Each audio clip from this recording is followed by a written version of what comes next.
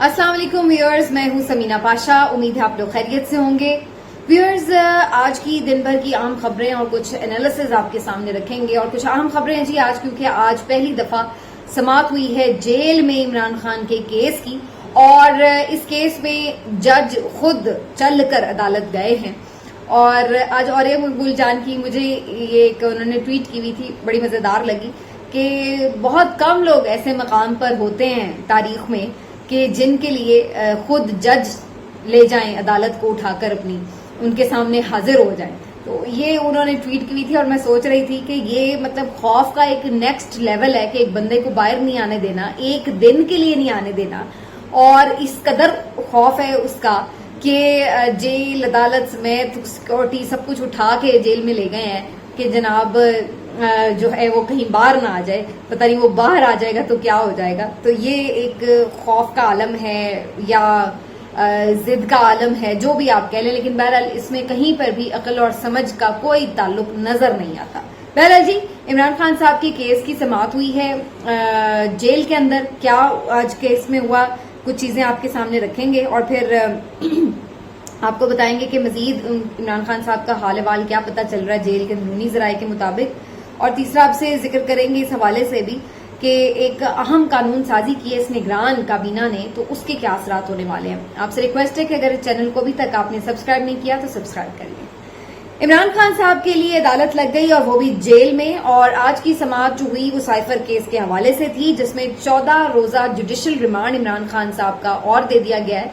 ये और मैं इसलिए कह रही हूं क्योंकि ना तो ये इमरान खान साहब को पता था, ना उनके वकला को पता था, और ना ये ज्यादा खबर उस तरह से मीडिया में थी। लेकिन ये जनाब कहीं खामोशी से कार्रवाई डाली गई थी कि इमरान खान साहब की 15 अगस्त को ही न सिर्फ गिरफ्तारी डाल दी गई थी, बल्कि उनका जुडिशल रिमांड भी ले लिया गया था FIA की तरफ से। तो यानी वो जब से अटक जेल में मौजूद थे 16 अगस्त के ऑनवर्ड्स, तो वो उस वक्त से वो साइफर केस में भी गिरफ्तार थे। ऐसा नहीं था कि वो तोशाखाना केस की सजाएं भुगत रहे थे, बल्कि वो साथ साथ साइफर केस में भी उस वक्त से ही गिरफ्तार थे, लेकिन वो इस बात से लाइम थे इंटरेस्टिंगली। तो अब बहरहाल चूंकि 30 अगस्त को वो रिमांड खत्म हो रहा था, तो उनको अदालत में पेश किया जाना था मजीद रिमांड के लिए, और इसमें किसी को कोई दो राय नहीं थी। सबको मालूम था कि मजीद जुडिशल रिमांड उनका दे दिया जाएगा, उसमें तौसी कर दी जाएगी, क्योंकि जाहिर सी बात है जो किसी इमरान खान को एक दिन के लिए जेल से बाहर बर्दाश्त नहीं कर सकता, तो वो ये कैसे बर्दाश्त करेगा कि जज साहब उनका रिमांड देने से इनकार कर देते या कुछ ऐसी सूरत हाल बनती। तो रिमांड तो बहरहाल उनका होना ही था और जुडिशल ही होना था, तो बहरहाल उनका जुडिशल रिमांड हो गया है। जज हैं जनाब जुल्करनैन साहब, अबुल हसनात जुल्करनैन साहब, जो कि खुद वहां पर पहुंचे, और ये स्पेशल जज तैनात किए गए हैं ऑफिशियल सीक्रेट एक्ट की खुसूसी अदालत के लिए, जो इसमें इस केस के सिलसिले में न सिर्फ इमरान खान बल्कि शाह महमूद कुरैशी और असद उमर का भी मुकदमा सुन रहे हैं।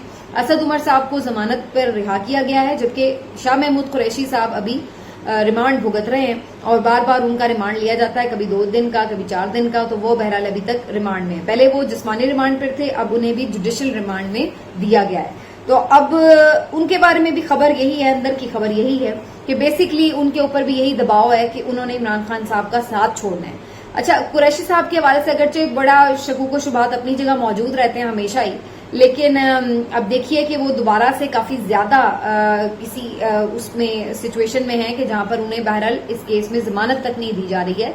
और ये अलग बात है कि उनकी जेल शायद उतनी स्ट्रिक्ट ना हो। पहले दिन तो उन्होंने आके इस बात का शिकायत का इजहार किया था कि उनको बहुत नागुफ्ताबह हालात में रखा गया, उन्हें मैट्रेस नहीं दिया गया, वॉशरूम नहीं था, ये नहीं था, वो नहीं था।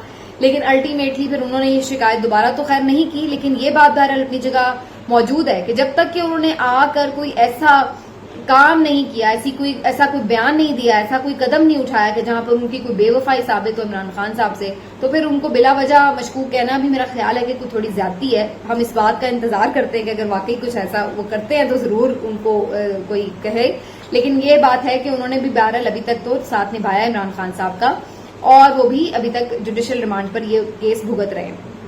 आज उनके भी केस की समाअत होना थी, लेकिन जज साहब पहले तशरीफ ले गए अटक जेल, और वहां पर उन्होंने इमरान खान साहब के केस की समाअत की। इमरान खान साहब के वकला की तरफ से जज साहब पर सबसे पहला एतराज तो यही उठाया गया कि ये गिरफ्तारी कब, क्यों, कैसे डाली गई, कब उन्हें अदालत में पेश किया गया, कब उनका रिमांड दिया गया, इस बारे में तो किसी को कोई इल्म ही नहीं है। اور پاکستانی قانون کے مطابق تو یہ بڑا واضح ہے کہ جب بھی کسی شخص کو آپ کسی کیس میں گرفتار کرتے ہیں تو نہ صرف یہ کہ اس کو علم میں لایا جاتا ہے کہ آپ گرفتار ہو رہے ہیں، بلکہ یہ بتایا بھی جاتا ہے کہ آپ کی اس کیس میں گرفتاری ہو رہی ہے۔ یہاں پر ایسا کچھ نہیں، چونکہ خان صاحب وہیں پر موجود تھے تو انہوں نے جج کے روبرو ہی ان سے پوچھ لیا کہ آپ بتائیں کہ کیا آپ کو علم ہے، تو خان صاحب نے ظاہر ہے بتایا کہ انہیں اس بارے میں کوئی علم نہیں ہے کہ ان کی سائفر کیس میں بھی گرفتاری ہو چکی ہوئی ہے۔ تو بہرحال سب سے پہلے تو اسی بات کو چیلنج کیا گیا ہے، اور پھر اس بات پہ بھی چیلنج کیا گیا کہ جج صاحب آپ نے بغیر ایک ملزم کو حاضر کیے اپنی عدالت میں کیسے اس کا ریمانڈ بھی دے دیا، کیسے اس کی آپ نے بغیر کوئی یعنی فزیکل کنڈیشن دیکھے، بغیر کچھ دیکھے آپ نے اس کی طرف سے کوئی وکلا ریپرزینٹ نہیں ہوئے، کس طرح آپ نے اپنے طور پر یک طرفہ طور پر اس کا جوڈیشل ریمانڈ دے دیا۔ تو یہ بہت بڑا قانونی خلا ہے۔ تیسرا جو اس میں ایک اہم بات ہوئی ہے وہ یہ کہ عمران خان صاحب کے وکلا نے بہرحال اس کیس میں بھی ضمانت کے لیے بھی درخواست دائر کر دی ہے۔ اب انٹرسٹنگلی اس کیس کی سماعت 2 ستمبر کو ہوگی ضمانت کے لیے۔ ویسے تو ریمانڈ جو ہے وہ ظاہر 14 روزہ ملا ہے، لیکن اس میں جو ضمانت کے لیے انہوں نے جب آپ جوڈیشل ریمانڈ پر ہوتے ہیں تو آپ ضمانت کے لیے اپلائی کر سکتے ہیں، جب آپ فزیکل ریمانڈ پر ہوتے ہیں تو آپ کو ضمانت کے لیے اپلائی کرنے کے ایلیجبل نہیں ہوتے۔ تو چونکہ عمران خان صاحب جوڈیشل ریمانڈ پر ہیں تو ضمانت کے لیے اپلائی کر سکتے ہیں، تو انہوں نے یہ اپلائی کر دیا ہے، اور اب 2 ستمبر کو ضمانت والے معاملے پر کیس کی سماعت ہوگی۔ اور میں آپ کو اپنا اندازہ بتا سکتی ہوں کہ ابھی انہیں ضمانت نہیں ملے گی اس کیس میں، کیونکہ اگر اس کیس میں ان کی ضمانت ہو جاتی ہے تو اس کا مطلب ہے کہ پھر انہیں رہا کرنا پڑے گا، لیکن فی الحال چونکہ انہیں رہا نہیں کرنا تو فی الحال ان کی ضمانت بھی نہیں ہوگی۔ اور اگر ان کیس 2-4 بار کی سماعتوں کے بعد کہیں ضمانت کا مرحلہ آ بھی جائے تو پھر اس وقت تک کسی اور کیس میں ان کی گرفتاری کو یقینی بنایا جا چکا ہوگا پہلے، کیونکہ مقدمات تو 180 ہیں، ان میں سے کسی بھی ایک کیس میں گرفتاری ڈال دی جائے گی، جیسے کہ ابھی سائفر کیس میں ڈالی گئی۔ تو یہ سلسلہ تو ابھی چلے گا، ابھی فی الحال جیل میں رکھنے کا بندوبست انہیں کیا جائے گا۔ لیکن بہرحال جو ایک قانونی لڑائی ہے وہ وکلا لڑ رہے ہیں، اور انہوں نے یہ سارا جو ہے کارروائی کا احوال آ کے بتایا ہے کہ اس پر سب سے بڑا جو اس میں لوپ ہول ہے۔ اب دیکھیے ہو یہی رہا ہے بیسکلی کہ جب آپ انتقام کے لیے صرف کیسز بناتے ہیں اور ان کیسز میں کوئی خاص جان نہیں ہوتی ہے اور وہ بڑی اجلت میں کیس بن رہے ہیں تو نیچرل نہیں ہے، جینوئن نہیں ہے، تو پھر اس میں بڑے بڑے لوپ ہولز رہ جاتے ہیں، جیسے کہ توشہ خانہ کیس میں لوپ ہول رہ گئے، جس طرح سے سزا دلوائی گئی۔ اب وہ اس قسم کا کیس کا ٹرائل ہوا کہ جسٹس عامر فاروق صاحب جیسے جج کو بھی عمران خان صاحب کی وہ سزا معطل کرنا ہی پڑی، تو اتنا اس میں لوپ ہول تھے۔ تو اب اسی طرح یہ سائفر کیس کا بھی یہی معاملہ ہے کہ اس کی ابتدا ہی اتنے بڑے بڑے لوپ ہول سے ہوئی ہے کہ اس کیس کا زیادہ دیر قدموں پر رہنا بڑا مشکل ہے۔ تو اس وجہ سے یہاں پر ہی ٹیکنیکل گراؤنڈز پر یہ کیس فارغ ہو جاتا ہے کہ بھائی آپ نے ایک بندے کی گرفتاری کیسے ڈالی، اس کو جوڈیشل ریمانڈ میں کیسے دے دیا جبکہ اس کو پتہ بھی نہیں ہے۔ تو یہ ایک بہت بڑا لوپ ہول ہے۔ اور پھر اس کے بعد بھی اس کیس میں آگے چل کر آپ دیکھیں، ویسے ہی لطیف کوسا صاحب کی آپ گفتگو سن لیں، باقی اہم جید لائرز کی گفتگو سنیں، تو اس کیس میں تو کچھ سمجھ ہی نہیں آتا کہ کیس ہے کیا۔ کبھی کہتے ہیں وزارت خارجہ میں سائفر پڑا ہے، گم نہیں ہوا، جو وہ بندہ ہے جس نے سائفر چھاپا ہے وہ کہہ رہا ہے مجھے ملٹری سورس نے دیا ہے، عمران خان نے دیا ہی نہیں ہے۔ اور پھر جو یہ رانا ثناء اللہ کے اسٹیٹمنٹس ہیں وہ آن ریکارڈ ہیں جہاں پہ وہ کہہ رہے ہیں کہ سائفر وہاں پڑا ہوا ہے۔ تو اب یہ پتہ نہیں انہوں نے کیا کیس بنانا ہے، لیکن جو بھی بنانا ہے وہ بننا ان کا ڈبا چربا فلم کی طرح ہی ہے، اس لیے کہ جینوئن نہیں ہوتا تو پھر اس میں غلطیاں رہ جاتی ہیں، اور اسی طرح یہ غلطیاں نہیں بلکہ غلطوں سے بھرا ہوا غلطیں ہوتے ہیں ان کے کیسز میں۔ عمران خان صاحب نے اس جج کے اوپر بھی ایک وہ کر دیا ہے عدم اعتماد کا اظہار، لیکن یہ خبر تو آ رہی تھی مختلف رپورٹرز کی طرف سے۔ بہرحال یہ میں آپ کو بتا دوں کہ جو ان کے وکلا نے 3 ڈیمانڈز بتائی ہیں ان میں یہ ڈیمانڈ شامل نہیں تھی کہ کوئی جج کو ہٹانے کی انہوں نے بات کی ہو۔ ہاں یہ انہوں نے ضرور کہا ہے کہ جو ان کی آفیشل سیکرٹ ایکٹ کے تحت جو تعیناتی ہے وہی جو ہے اس کو چیلنج بھی کیا جا سکتا ہے۔ تو عدم اعتماد اس طرح کا نہیں تھا کہ بھی جج کی تعیناتی تو ٹھیک ہے لیکن ہمیں اعتبار نہیں، بلکہ اس کا تعلق ان کے اوور آل یہ اسپیشل کورٹ کے بننے اور پھر ان کے جو تعیناتی ہے اس کے حوالے سے تھا۔ لیکن میرا خیال ہے یہ ایک بے مقصد کی پریکٹس ہوگی، کیونکہ نہ تو ان کے کہنے پہ کوئی جج بدلا جاتا ہے نہ بدلا جائے گا، تو یہ صرف آپ ایک پریکٹس میں چیز لے کے آ رہے ہیں کہ جو بھی جج ہو، چیف جسٹس عامر فاروق ہو یا یہ والے جج صاحب ہوں یا اس سے پہلے ہمایوں دلاور صاحب ہوں یا اس سے پہلے ایون طاہر سپرا صاحب کی عدالت بھی، تو ان تمام ججز پر آپ لوگوں نے عدم اعتماد کا اظہار کیا، تو اس سے مخالفین کو یہ کہنے کا موقع مل جاتا ہے کہ آپ کو تو جان بوجھ کے آپ ہر جج پہ اعتماد کریں، آپ کو تو کوئی جج ہی پسند نہیں آ رہا، تو یہ ایک تنقید فراہم کرنے کا جواز بن جاتا ہے۔ حالانکہ اس طرح کرنے سے یا تو آپ کی سنوائی ہو رہی ہو تو بات بھی ہے، سنوائی تو پھر بھی نہیں ہو رہی، جج تو وہی رہتا ہے، بدلتے تو وہ ہے نہیں، اور ان سے وہی کام لیا جاتا ہے جو انہیں کرنے کے لیے دیا جاتا ہے. تو بہرحال اب یہ جو معاملہ ہے اب 2 ستمبر تک چلا گیا. اس کے بعد شاہ محمود قریشی صاحب کی بھی عدالت لگی، اور وہ پھر ظاہر اپنے جوڈیشل کمپلیکس میں ہی لگی. وہاں پہ دوبارہ گئے پھر اٹک سے نکل کر جج صاحب، اور ان کا بھی انہوں نے ریمانڈ دے دیا، لیکن اب انہیں جوڈیشل کیا گیا تو انہوں نے بھی پھر ضمانت کی درخواست کر دی ہے. اچھا، اب مزے کی بات یہ ہے کہ جو دونوں کی تاریخ ہے اب وہ 2 تاریخ فکس ہوئی ہے. تو دیکھتے ہیں جی 2 تاریخ کو کس کی ضمانت ہوتی ہے اور کس کی ضمانت نہیں ہوتی. میں اپنا پہلے ہی آپ کو بتا چکی ہوں کہ میرا اندازہ اس پر کیا ہے. باقی جو وکلا کی جو بات چیت ہوئی ہے وہ کوئی ان کی باتیں تھی کہ ہم سب ملنا چاہتے تھے لیکن کم وکلا کو جانے دیا، اور اس پہ بہت بڑا ایک سوالیہ نشان ہے جس کو چیلنج بھی کیا گیا ہے. وکلا نے بتایا بعد میں کہ جو آپ کا جیل کے اندر ٹرائل ہے وہ ایک اوپن اور فیئر ٹرائل نہیں ہوتا. تو اس لحاظ سے اگین یہ وہی حرکت ہے کہ جیسے توشہ خانہ ٹرائل میں ایک فیئر ٹرائل کا حق نہیں ملا، تو اگین آپ نے اس میں بھی اسی کی بنیاد رکھ دی ہے جیل میں ٹرائل کرتے ہوئے کہ وہ ایک اوپن ٹرائل نہیں ہوتا، میڈیا اس میں نہیں آ سکتا، لمیٹڈ سے اس میں آپ کے وکلا بھی ہوتے ہیں، تو کوئی پتہ نہیں اندر کیا ہو رہا ہے. جیسے ایک ملٹری کوڈ نہیں ہوتی کہ جس کے اندر ہی آپ خود ہی سزا دے کسی کو باہر پتہ بھی نہیں اندر ہوا تو ہوا کیا. تو یہ ایک پھر فیئر ٹرائل نہیں کہلاتا. تو کبھی بھی اس صورت میں آپ کو ایک فیئر ٹرائل کا حق نہیں مل سکتا. تو آپ کو یہ جو معاملہ ہے اس کو اس لیے بھی چیلنج کیا گیا کہ اوپن ٹرائل ہونا چاہیے.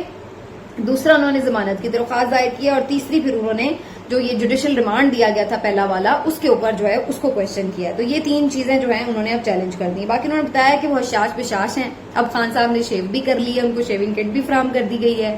اور باقی انہوں نے یہ بتایا کہ جی انہوں نے کچھ نئی بکس وغیرہ جو ہے وہ منگوا لی ہیں، اور انہوں نے کہا جو پہلی والی بکس دی گئی تھی وہ میں نے ساری پڑھ لی ہیں. تو یہ اب ساری جو صورتحال ہے سامنے آئی ہے عمران خان صاحب کے حوالے سے. آگے میں آپ کو اب یہ بتا دوں کہ جو ایک اہم وہی ہے قانون سازی، وہ یہ کہ نگران کیبنٹ نے اب یہ قانون پاس کر دیا کابینہ نے کہ کوئی بھی حاضر سروس فوجی افسر بھی چیئرمین نادرا کے لیے تعینات ہو سکتا ہے. ایلیجبلٹی اس کی قرار دے دی گئی ہے، منظوری دے دی گئی ہے کہ کوئی بھی اگر حاضر سروس فوجی افسر بھی ہے تو وہ بھی چیئرمین نادرا بن سکتا ہے، اس کو بھی اہل قرار دے دیا گیا ہے. تو یہ ایک بڑی ڈیولپمنٹ ہے. دیکھیے نادرا کی جو چیئرمین نادرا کی جو پوسٹ ہے یہ خاصی سینسٹیو بھی ہے، امپورٹنٹ بھی ہے، اور آگے چونکہ اب الیکشن ہونے جا رہے ہیں تو اس میں پھر اور زیادہ اس کی امپورٹنس بڑھ جاتی ہے، کیونکہ ظاہر ہے ووٹر لسٹوں کا معاملہ ہے. پھر جس طرح سے کیسز چل رہے ہیں اس میں بہت سارے معاملات میں ویریفیکیشنز اور بہت سارے کام ایسے ہیں جو کہ نادرا کے تھرو ہوتے ہیں. تو چیئرمین نادرا جو ہے وہ ایک بالکل ان بائسڈ اور بڑا ہی صاف شفاف انڈیپینڈنٹ آفیسر ہونا چاہیے. لیکن یہاں پر اب چیئرمین نادرا کے لیے بھی ایک فوجی افسر کو لگا دیا جاتا ہے جو کہ سٹنگ افسر ہے. اگر اس کو لگایا جاتا ہے تو یہ اٹ سیلف ایک بڑا کوشچن مارک بن جائے گا. اگین میرا خیال ہے کہ جو کرتا دھرتا ہے ان کو یہ سوچنا چاہیے کہ آلریڈی بہت سارے حوالوں سے ادارے پہ تنقید کا سلسلہ جاری ہے، تو آپ مزید کوئی اس قسم کی اگر ٹرانسفر پوسٹنگ کرتے ہیں تو اس میں پھر مزید جو تنقید کے نشانے ہیں جو آپ اس کی زد میں آ جاتے ہیں، اور پھر وہ آپ کہتے ہیں نا کہ توپوں کا دھانا بن جاتے ہیں، وہ والا جو معاملہ ہے وہ ہو جاتا ہے. کیونکہ یہ ایک سینسیٹیو پوسٹ ہے اور پاکستان میں بہت سارے سویلین لوگ بھی بڑے قابل ہیں، ان کو بھی موقع ملنا چاہیے. تو اگر یہاں پر بھی حاضر سروس فوجی افسر آ کے بیٹھ جائیں گے تو پھر تنقید بھی اسی لحاظ سے ہوگی، اور پھر تنقید بھی ہم دیکھتے ہیں کہ برداشت نہیں ہو پاتی. تو پھر یہ کافی کمپلیکیٹڈ سچویشن ہے. باقی اس نگران کیبنٹ کے اوپر بھی ظاہر سوال اٹھے گا کہ بھائی اتنے بڑے بڑے لاز بنانے کے لیے کیا آپ کے پاس مینڈیٹ بھی ہے یا نہیں، کیونکہ نگران حکومت تو بہرحال نگران حکومت ہوتی ہے. کیئر ٹیکر گورنمنٹ کا کام نہیں ہے کہ پالیسی سازی میں یا قانون سازی اس طرح کی کرے جس میں بنیادی ڈھانچے تبدیل کرتی پھرے. تو ڈے ٹو ڈے افیئرس چلانے کے لیے ہوتی ہے. تو یہ بھی ایک میرا خیال ہے معاملہ ہے جو کہ کافی سینسٹیو ہے. آئندہ آنے والے دنوں میں ہو سکتا ہے کہ اس کو بھی چیلنج بھی کیا جا سکتا ہے. لیکن اس سے یہ بھی بات پتہ چلتی ہے کہ ان کو کون لایا ہے اور ان کے جو تانے بانے ہیں وہ کدھر جا کے مل رہے ہیں اور ان کی ڈوریاں کون ہلا رہا ہے. تو اسی سے ہمیں اندازہ بھی ہو جاتا ہے جو بھی یہ نگران کیبنٹ فیصلے کرے گی، جو یہ بیان داغتے ہیں، جس انداز سے یہ کاروائیاں کرتے ہیں، تو وہ سارا آپ کو پتہ چل جاتا ہے کہ ان کو لانے بٹھانے والا یہاں پر کون ہے، بیسکلی حکومت کس کی ہے. آج یہیں پہ ویلاگ کو سمیٹتے ہیں. انشاءاللہ پھر آپ سے ملاقات ہوگی. اپنا خیال رکھیے. اللہ حافظ.